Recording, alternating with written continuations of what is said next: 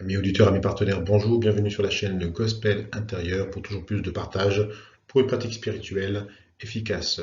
Septième vidéo de la série Je pratique qui je suis. Toujours le même conseil, avoir écouté ou réécouté les 20 premières vidéos qui peuvent vraiment former un socle important pour toujours profiter davantage de cette deuxième série. Aujourd'hui, nous allons parler de quelque chose de formidable, l'illimité en chacun de nous. Eh bien, tout d'abord, c'est d'énoncer, même si je suis limité dans ma chair sur le plan matériel, c'est-à-dire dans ma vie ici-bas, en ce sens que j'ai un début et une fin sur le plan physique, a priori, et que j'ai des capacités physiques d'interférer avec mon environnement physique qui sont limitées par définition, en tout cas, encore une fois, a priori, eh bien, en esprit, par Christ en moi, par Christ à l'image du divin en moi, je suis fait à l'image de Dieu, à l'image du divin en moi. Et par cela, j'ai en moi l'illimité du divin. Car effectivement, l'image de l'illimité contient l'illimité. Et en premier lieu, en moi, mon vouloir contient l'illimité. Effectivement, si la volonté du divin contient l'illimité un peu par essence, puisque c'est la volonté du divin, de Dieu, eh bien, il faut savoir que chacun, si nous réfléchissons un petit peu à ce savoir presque intuitif qui est en nous, chacun, je peux désirer tout ce que je veux de façon totalement illimitée. En ce sens, j'ai un pouvoir de vouloir qui est en soi totalement illimité.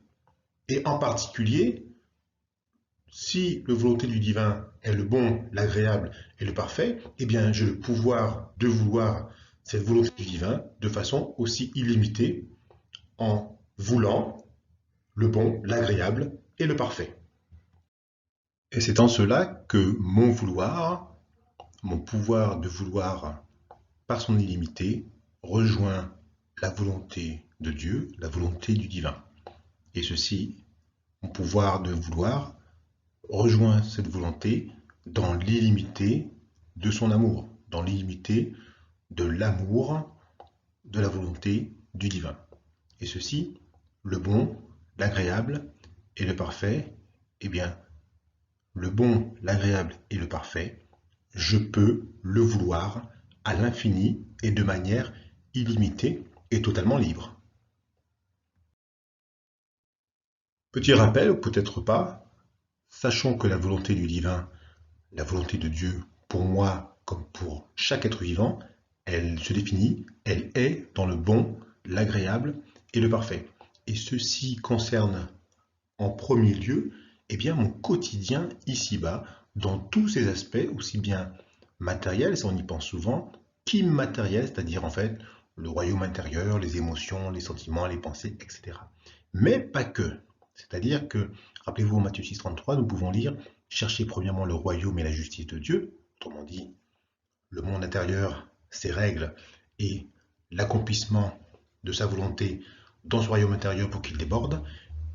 Je continue. Et toutes ces choses, là, c'est en rapport avec ce qui a été dit avant dans les versets, qui est en rapport avec la vie matérielle d'ici-bas, et bien toutes ces choses vous seront données par-dessus, c'est-à-dire, c'est en fait le minimum que vous allez recevoir, par rapport au reste qui, lui, est peut-être plus important, mais que vous allez aussi recevoir. Et la mise en pratique de la vie divine en moi donne donc des résultats tangibles. Donc si en pratique, nous avons une pratique spirituelle qui ne donne pas de résultats tangibles parce que nous croyons qu'il s'agit que du royaume intérieur, de choses intangibles, de choses intellectuelles, spirituelles, philosophiques, ou ce que vous voulez, mais en tout cas qui n'ont pas de conséquences tangibles et surtout qui ne débordent pas sur le plan matériel, qui ne font pas se matérialiser des choses en rapport avec leur pratique, eh bien, il faut se poser des questions. Et ceci, je le dis bien, même si Dieu, le divin, toutes ces choses dont on parle, il ne s'agit pas de croire qu'il s'agit d'un distributeur automatique de bénédictions et de croire que le fait de demander tout le temps des choses pour être exaucé est en soi la fin de toute chose, la fin de notre condition d'être intérieur à l'image du divin. Bien sûr que non, il y a beaucoup plus que cela. Car oui, rappelons-nous, tout est possible à celui qui croit, ça c'est Marc 9, 23, tout est permis, mais tout n'est pas profitable, tout n'édifie pas, tout n'est pas utile. Vous pouvez retrouver ceci dans les versets cités ci-dessous, 1 Corinthiens 10, 23 pour la deuxième partie de ce qui est écrit, et Marc 9, 23 pour la première partie de ces paroles.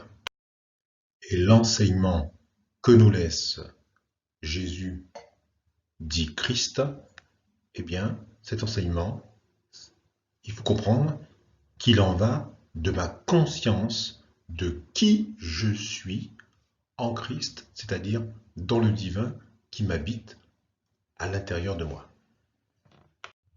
Car oui, quand je suis en Christ, quand je suis en cet être intérieur à l'image du divin, eh bien, j'ai en moi de l'illimité, j'ai en moi l'illimité du divin, qui est à la fois mon origine et mon but. Je vous cite juste ces paroles bien connues. Je suis l'alpha, le début, l'origine, et l'oméga, le but, la fin, le premier et le dernier, le commencement et la fin. Et maintenant, en pratique. Car oui, il y a un en pratique. Ici, je vous remets 4 versets dont nous avons déjà parlé dans les vidéos précédentes, mais qui sont ici très importants. En Marc 11, 24, on peut dire: c'est pourquoi je vous dis, tout ce que vous demandez en priant, croyez que vous l'avez reçu et vous le verrez s'accomplir. En Matthieu 21, 22, tout ce que vous demanderez avec foi par la prière, vous le recevrez. En Jean 14, 13, et tout ce que vous demanderez en mon nom, je le ferai, afin que le Père soit glorifié dans le Fils. En Jean 15, 7, si vous demeurez en moi, que mes paroles demeurent en vous, demandez ce que vous voulez, et cela vous sera accordé. Donc face à ces versets, il y a 2 solutions. Soit nous laissons place à notre incrédulité en nous disant c'est pas possible, c'est totalement exagéré. En gros, d'une certaine façon, on dit en fait Jésus était mythomane, un peu mégalomane, donc on n'y croit pas. Et pourtant c'est écrit, et ce genre de déclaration est retrouvé dans d'autres traditions véritables. Et bien là, Jésus dans cet enseignement nous fait véritablement comprendre que nous avons la possibilité de tout demander et demander ce que nous voulons. Évidemment, il faut savoir rester, certes peut-être humble par rapport à cela, mais quoi qu'il en soit, le Jésus en question vous dit que vous pouvez demander tout ce que vous voulez. Et donc en ce sens, il faudra retenir qu'il est particulièrement conseillé et préférable de vouloir très clairement ce que l'on demande pour ne pas obtenir ce que l'on ne veut pas. Et ça, on en a déjà parlé dans la vidéo sur la demande, sur la prière, sur les promesses. Rappelez-vous cela. Il faut comprendre que du par ce vouloir infini, ce pouvoir du vouloir infini qui est en nous parce que nous sommes à l'image du divin, eh bien, quand nous voulons quelque chose, nous faisons un appel, qu'il soit entendu ou pas, c'est autre chose, que nous le voyons de notre vivant pas se réaliser, c'est autre chose, mais en tout cas, l'appel a une conséquence sur ce qui va s'accomplir, en tout cas ce qui peut s'accomplir. Donc il est préférable de vouloir très clairement ce que l'on demande, et pour ne pas obtenir ce que l'on ne veut pas. Deuxième aspect de l'illimité en moi, ma capacité à imaginer, à produire des images intérieures, autrement dit, mon imagination.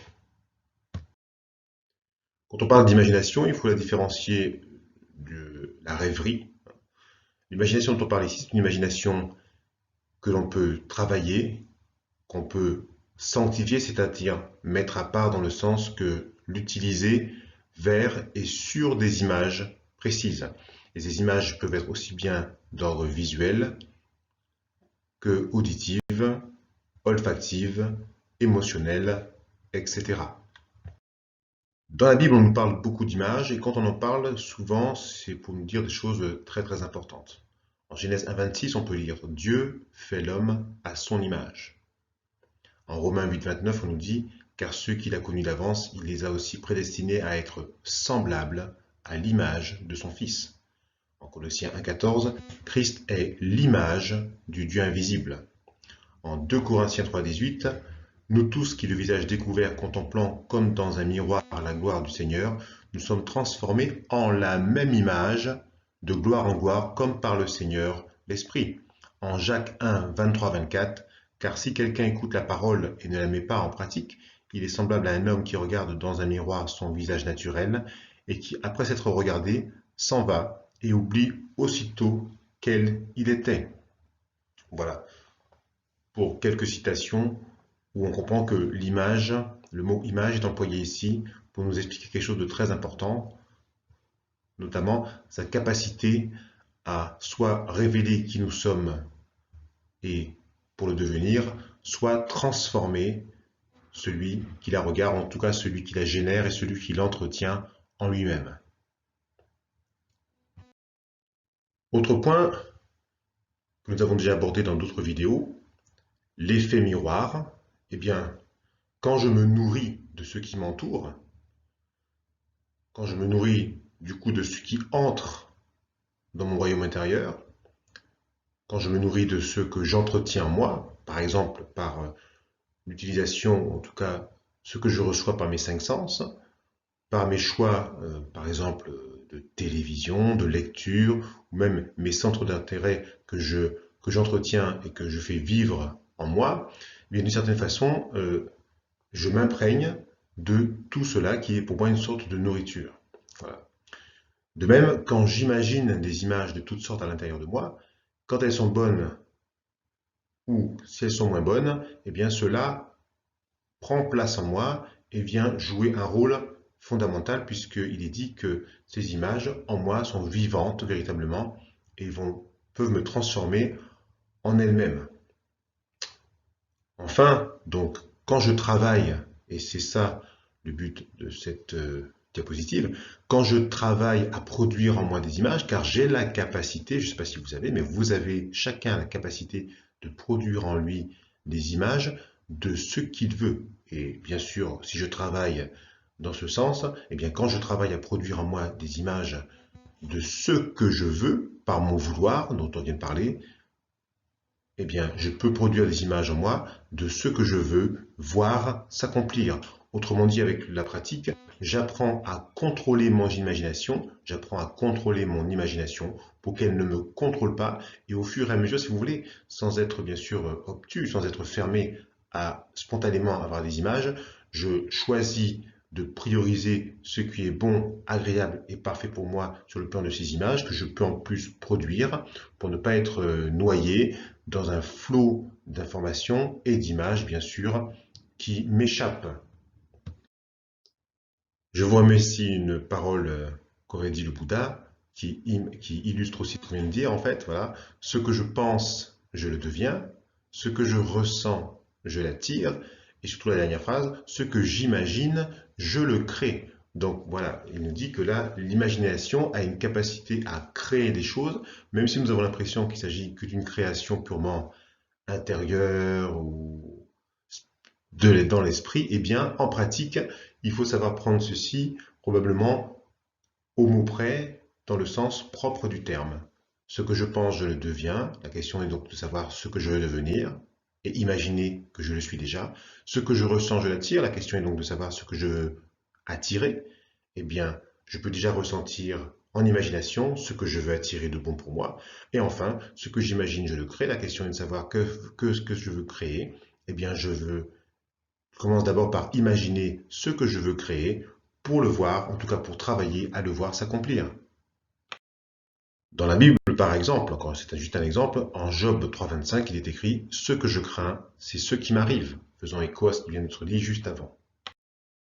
Et ce pouvoir de l'image et le pouvoir de mon imagination, eh bien, sachez que vous vous en servez déjà consciemment ou on s'en sert déjà chez vous de façon inconsciente.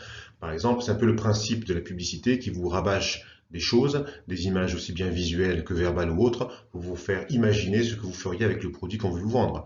En thérapeutique, par exemple, la technique d'hypnose utilise évidemment ce genre de choses pour pouvoir transformer ce qui est en termes de comportement ou en termes de sensations, d'émotions intérieures, etc.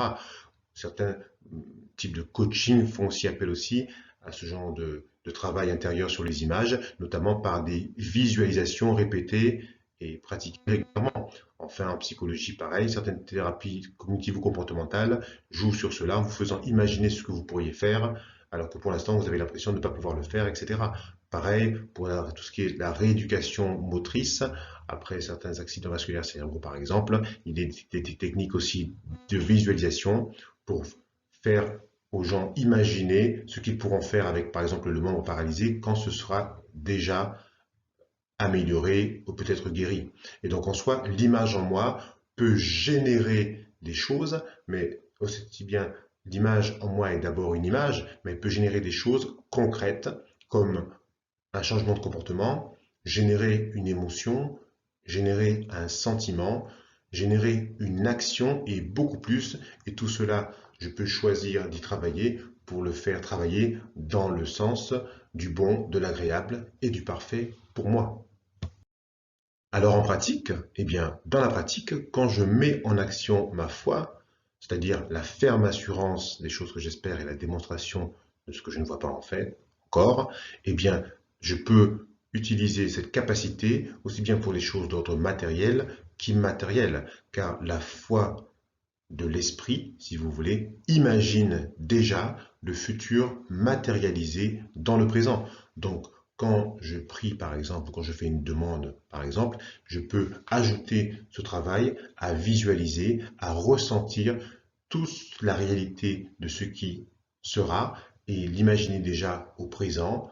Par exemple, imaginer comment je serai quand j'aurai obtenu ce dont j'ai besoin, quand j'aurai réglé mes problèmes, quand je serai guéri, etc., etc.